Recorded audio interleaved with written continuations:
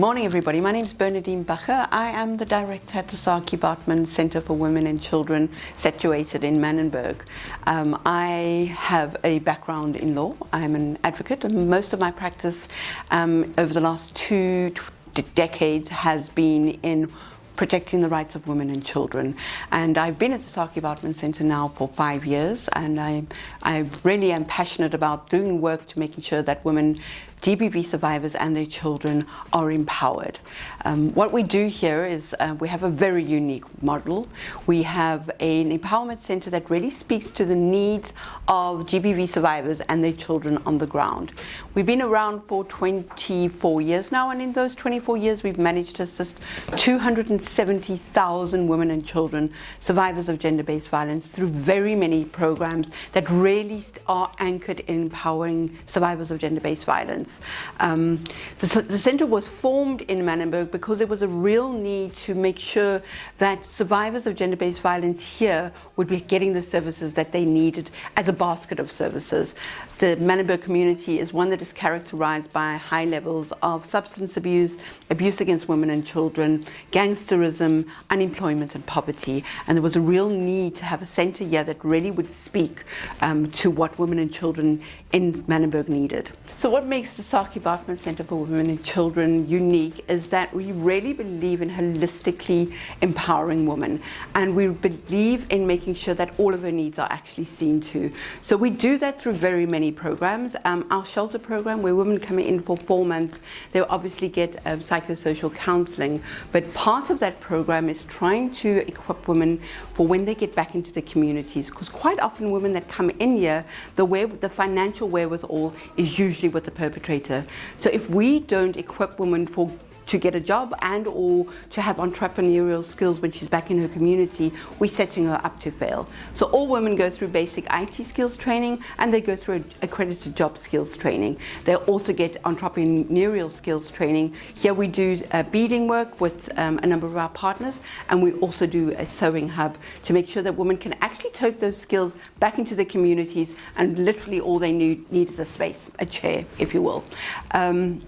Part and parcel of the shelter program is also our second stage housing. So once a woman has gone through the 4-month program, she can apply to stay in our cottages that are on the premises for a further 6 months. It's a step-down facility for women whose lives might still be in danger. She still has access to most of the services that she had in the original shelter program, but she might have a job, her children might be in school, and they are slowly making their way back into the community. What forms part and parcel of the work that we do is protecting the women that come in here. And that protection extends not only while they're here, but also when they get back into the community. And that's why protection orders are so important for us. Women that come into the Saartjie Baartman Centre shelter program will get their protection orders through our legal assistance program, and that gives them a measure of security when they actually get back into the community. We can make sure that they just have that extra level of protection. Also, we have a program where we distribute food parcels to women that leave the shelter for 4 months after they've left here. And that's really about making sure that when she leaves here, she is not preoccupied with considerations of basic survival, that she can take the time to know that she's got food for the next 4 months, so she can now concentrate on getting a job, getting her children into schools, that she's not rushed and harried and stressed when she leaves the centre.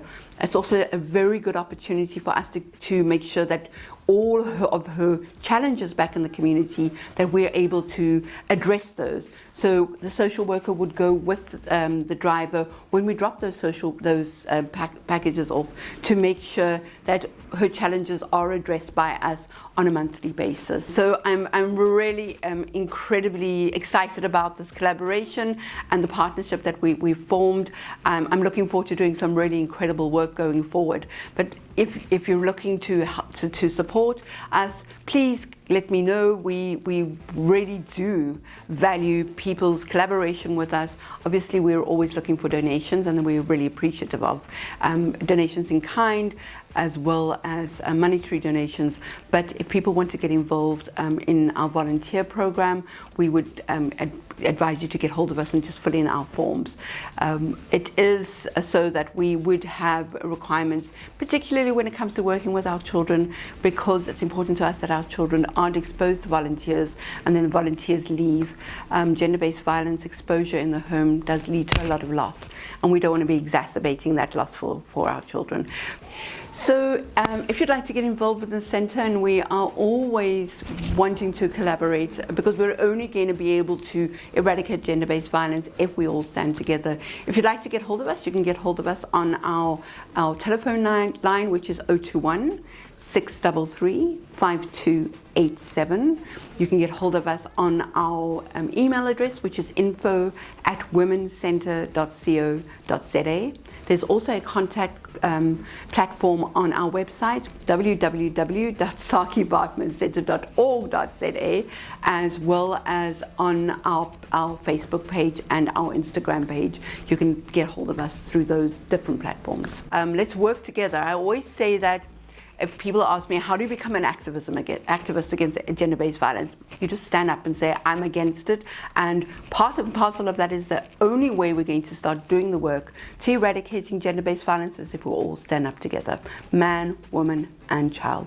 It's a community problem that requires a community solution. And all of us have a role to play in making sure that in future generations, women are not afraid to walk on the streets, that women are empowered to feel safe within their communities, and that we're not seeing 1 in 4 women being subjected to gender-based violence, or the horrific statistics that women in South Africa are subjected to at the moment.